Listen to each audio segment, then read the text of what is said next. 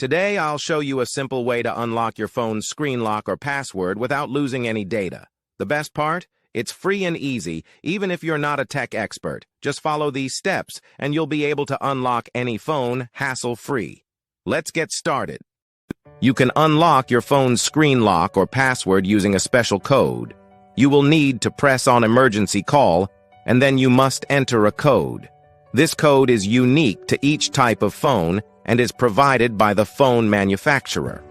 In this video, we're using a code that works specifically for the type of phone we're demonstrating. Here's how you can get the code. Visit this website that provides unlock codes for free using a unique method. And that's it. Now you can unlock your phone without losing any data. See you in the next video. Bye.